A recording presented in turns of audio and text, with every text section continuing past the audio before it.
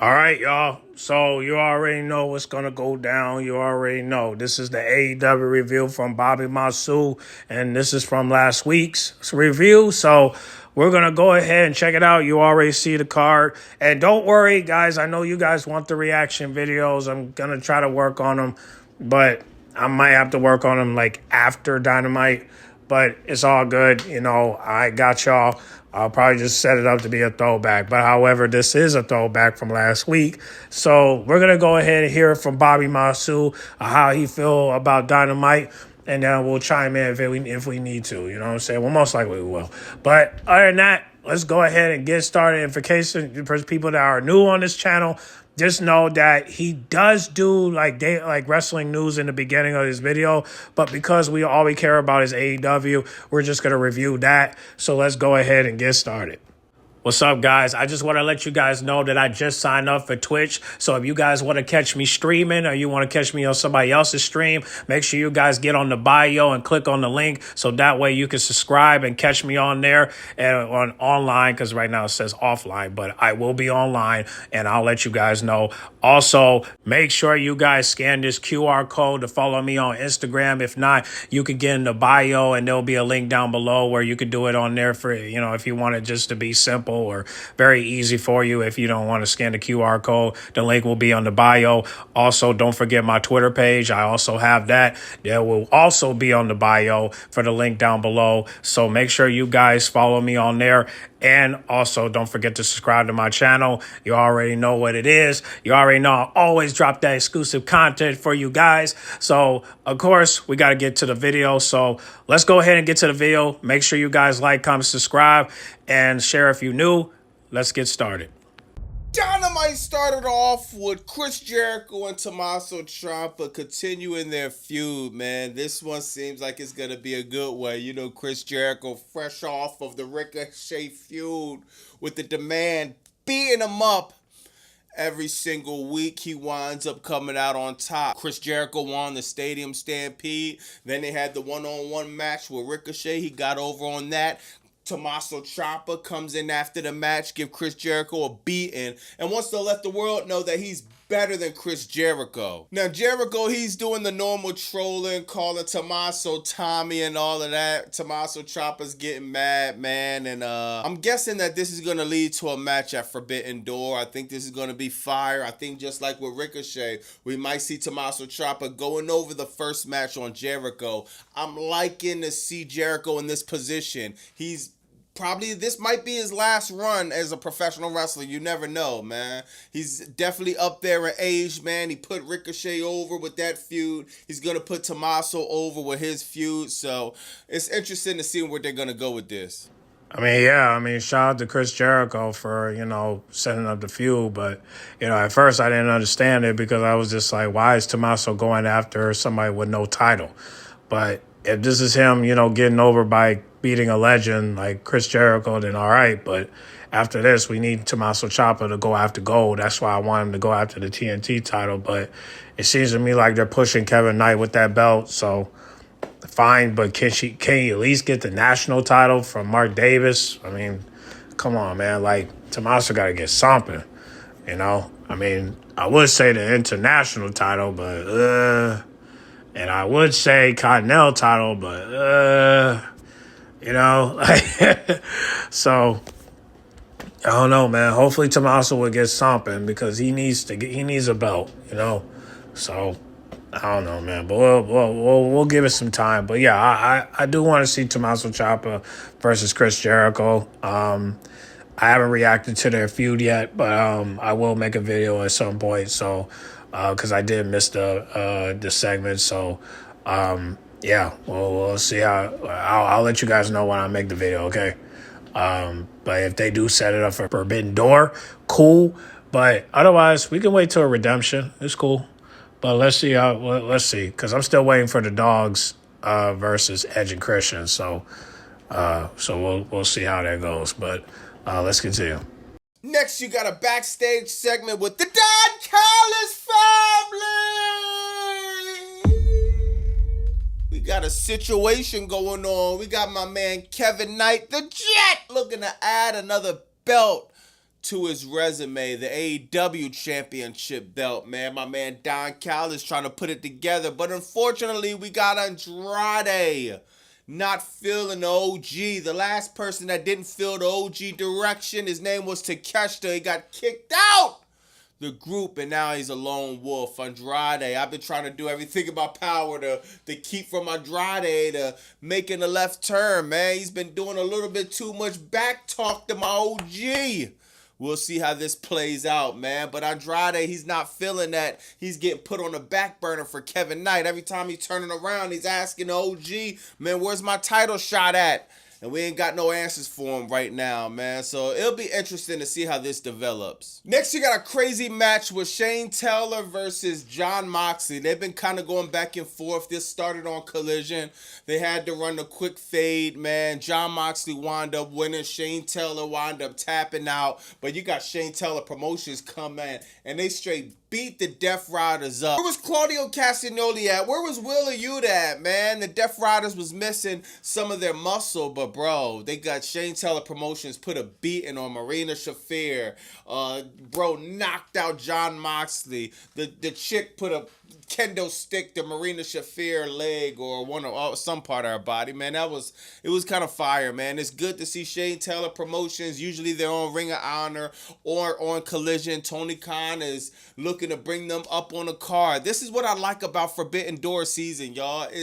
They giving other people chances. Like we'll talk about a little bit later on. Maya World, another Ring of Honor person that's getting put in the spotlight, that's getting put on Dynamite, actually put in the Owen and actually advance. We might as well talk about it while we on it. Maya World advances in the Owen and the upset beating Sky Blue.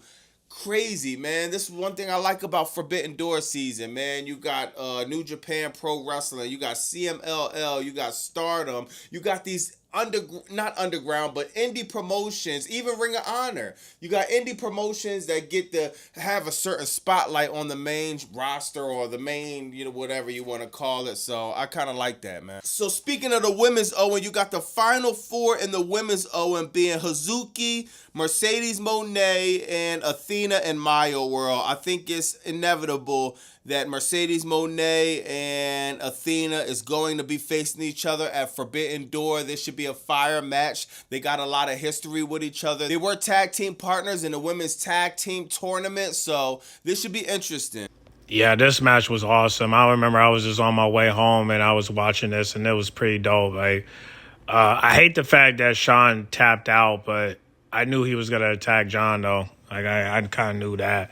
But this should have been an eliminator match, if you ask me. I think Sean should have got over and at least, not win the belt, but just, if this was an eliminator match, he should have won this match. And then we would have had Jon Moxley versus Sean Taylor at Forbidden Door or a Collision.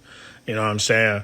But, hey, salute to Sean Taylor for, putting himself in it. Well, I just love the fact he's on the card, you know what I'm saying, along with the rest of the gang. So hopefully we continue to see him on Dynamite Collision, and hopefully they will get called up so maybe they can go after the trio titles or the one of the mid-card titles and whatnot. And then as for Lee, same thing with him. Hopefully he'll win something. I would rather for him to win the TNT championship, but we have to wait and see on that. But as for Sky Bluey and Maya World, man, look, even though I wanted Sky Blue to win, it's Maya World. I'm not gonna be mad if she won. I'm not gonna be mad if she lose. But at first I was kind of hating on it because I was like, oh no, she's gonna lose this match. I mean, don't get me wrong, she'll put on a banger, but is she gonna win? Man, I don't even know. But then again, you can't have two heels face each other, so I kind of figured they was going to have a face go after Athena, and those two have history. All right, Maya World and Athena has history. If you watch Ring of Honor, they have history, so it makes sense. All right, and I'm glad that Maya World won, but I hate the fact Sky Blue was not able to, get the opportunity, but it is what it is. I mean, hopefully next year, but it was Maya's turn. I mean, she lost her brother. I mean, you might as well bless her. You know what I'm saying? So we'll see what happens with Athena and Maya World. I'll definitely check that match out And I'll definitely react to it as well. I just got to get the rest of the videos out because I got collision videos as well. So I'm gonna try to see what if I'm gonna work. I can work on that. I'm gonna see if I can work on that. Wednesday morning. Also, I'm gonna see if I can work on it Thursday morning, so that way I can get those videos out. Even though we got Dynamite Wednesday, so that I'll make sure I'll get that set up for you guys. All right. But other than that, man, shout. Other than that, shout out to Maya World, and I can't wait to see her match with Athena. And shout out to Shane Taylor Promotions for putting on a banger. And as for the tournament goes, listen, I really don't have a winner in this fight, but if I have to pick, I would want Athena to beat Mercedes Monet, so that way we can get a triple threat match against Thekla at All In. But we have to wait and see because I really do think we need to carry on a rivalry between Mercedes and Athena. And I need these two to go all out, even though they're going to do it at Forbidden Door. Still, it would be nice to see a triple threat match at All In. Yeah, that's what I want. But we'll see. But let's continue. Now, as my man Kevin Knight was on the mic swagging, man, we got a surprise guest from Darby Allin. Off a vacation, fresh off trying to hurt something, man. Took a skateboard to Kevin Knight's back. And man, this seems like this is going to be Kevin Knight's next feud he's going into. This is going to be fire, man. Darby Allin, we miss Darby Allin. Even though it's only been a few weeks since Double or Nothing, man, Darby Allin just brings a certain energy to the AEW program. And you never know what's going to happen when Darby Allin steps foot. The only thing is you dealing with Kevin Knight now. Kevin Knight done unlocked a certain character I don't think Darby Allin gonna want to run into. If you ask me, man, this should be a fire feud, man. Yeah, I'm digging the rivalry so far. I don't know if Darby Allin's going to take the belt from him, but if I was them, I wouldn't take the belt off of Kevin Knight so quickly. I mean, he just won it. I mean, you gotta let him do his own thing with that belt. You know what I mean? Let him. I would say let him hold it until maybe All In or Wrestle Dream or maybe All Out, you know what I'm saying? Let him get that experience with that belt, man, so that way we can see where his star power goes. Because like I told y'all, man, Kevin Knight is on his way up of becoming the AEW World Champion. So, I mean, I know some people are wondering, when is Black Wrestlers going to, be right next to Swerve and whatnot? Dude, Kevin Knight and Ricochet are up there, bro. We just got to get Bobby Lashley up there. But other than that, and Montez Ford would have been up there too if he wouldn't re-sign that contract, but WWE, because of Bianca is one of the reasons why he, did it. Which is crazy because his wife is pregnant, so it's just dude, your wife is pregnant, you can go to AEW, but his wife wouldn't let him, so it is what it is, man. But hopefully one day he'll get out of his contract and he'll go to AEW because, like I told you, Montez Ford AEW will cook. I promise you. And I think Bianca Belair will probably go over there as well. But no, I mean, because let's be honest, Triple H don't care about Bianca. He really don't. And if he does care about Bianca, why she don't have to go? Why she don't have to go around her waist? Exactly. So, I'll say just give it just wait till his contract expires. I don't know when it does. But hopefully it expires maybe in 2028 or 2029 and he can come then. But by the time he come, we are going to have our stars, but we'll see. But other than that, man, like I said, Kevin Knight is on his way up to become a main eventer. I can see it. So just give him a minute along with Kyle Fletcher, Bandito, and Andrade. And I guarantee you that 2027 or 2028 will be their year. So just give it a minute. But let's continue. Oh, and also, who do I pick for versus Kevin Knight versus Darby Allin? I'm going to go with Kevin. I like Darby, but I'm going to go with Kevin. Unless it's a hardcore match or something. But, yeah. Well, I would love it. I would love to see a ladder match with Kevin Knight and Darby Allin. But, hey, that's down the road, you dig? So, let's continue. Next, you got Mark Briscoe going over Pack of the Death Riders, man. But before the match, dog, you had Mark Briscoe and Tony Khan talking right in Gorilla before the match. And it comes to find out we knew what they was talking about now. After the match, he cuts a promo on MJF. He lets MJF know, man, I need a direct path. I got a direct path to the title shot for the Triple B. MJF is shrugging him off, saying he don't deserve it. Now he talked to Tony Khan, and the stipulation they put together is that Forbidden Door. I think it's a 6-on-6 match, right? You got MJF, and he already let it be known he had a briefcase sent to the Don Callis family.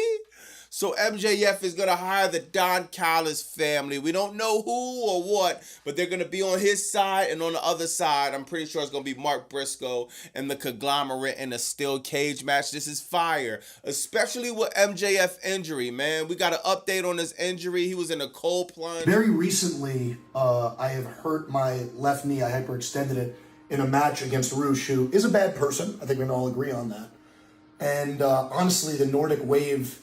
This match happened on Wednesday. It is now, I believe, Tuesday. And my inflammation in my knee has drastically gone down. Obviously, there's still a shit ton of inflammation and pain. But being honest with myself, without this cold plunge, I do believe it would have took me a lot longer to start feeling like myself. And honestly, I think Nordic Wave is going to be a big part of ensuring that I don't have to take any time off, which is imperative for both my career and frankly, the company of All Elite Wrestling. And it's looking like MJF is going to be cool. And I think a 6-on-6 tag match, it could help protect MJF. We don't have to roll the dice and have him do any crazy spots and risk his knee or anything else being furthermore injured. You know what I mean? So I think a 6-on-6 cage match is more than fine, man. You know, we got Redemption, which looking like it could be MJF versus Kenny Omega. After that, we're going to have All In, MJF versus Will Ospreay, hopefully. I know a lot of y'all think it's Kenny Omega versus MJF, but we'll see. We'll see how it plays out. Yeah, I mean, I agree and with everything that Bobby said. And I will say this. Is this going to be one of those matches like Will Ospreay and the Death Riders? I don't know. All I know is that it got to be the Glamoration versus the Don Callis family when it comes to this match. But I'm still wondering what is going to be the sixth member for Mark Briscoe.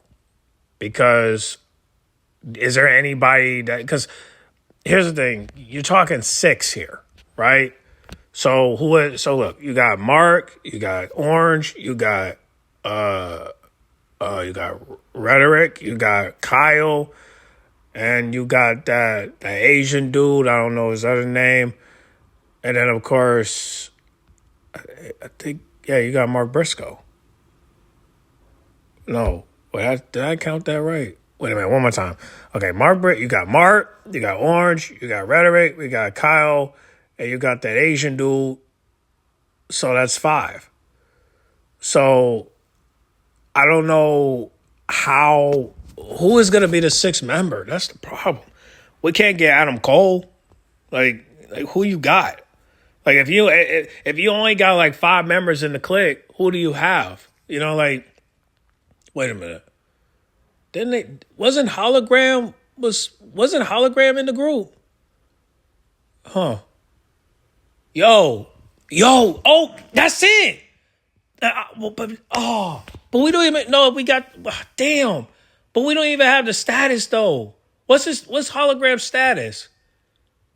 Cause isn't he part of the Glamoration too? Yeah, I think he's part of it. Hey, if he's healed, he can definitely be the 6th member. I mean, and then we're all set to go. Hopefully, he gotta be clear by then. I mean, otherwise, I don't know who's gonna be the 6th member. I really don't. But hopefully, Hologram is available so that way he could join with them. But otherwise, they're probably gonna get Takesha, which I mean, can he defend the belt or no? I mean, well, I mean, if he's not going to defend the belt, then maybe he'll be the sixth member. So we can probably add Okada in this match as well, along with Kyle Fletcher and Andrade and Mark Davis.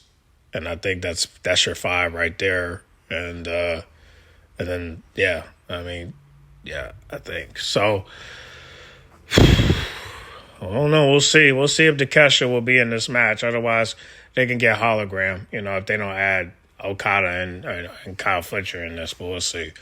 We'll see. But let's continue. You had a match with Andrade and Orange Cassidy. This was basically a fun match. Good work by these two, man. Oh. Yikes. Andrade has become part of... He's not going to let Orange Cassidy do anything for him at all. He's going Taz, nobody reacts like that when I take off my pants. No, they don't.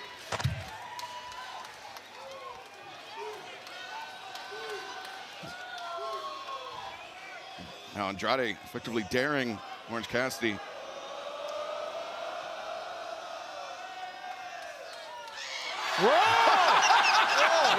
What is this? Oh, wait a sec. This is gimmick infringement.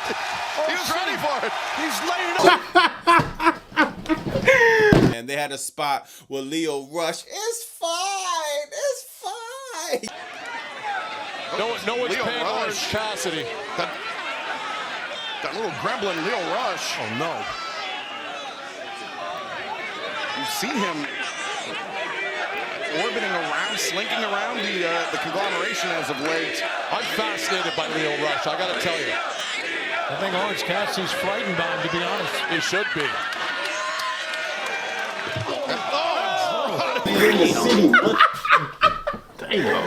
Yo, Lio Rush, this character is getting over more and more and more. He took the selfie with Andrade. Nah, he took a selfie with Orange Cassidy and Andrade, which was just hilarious.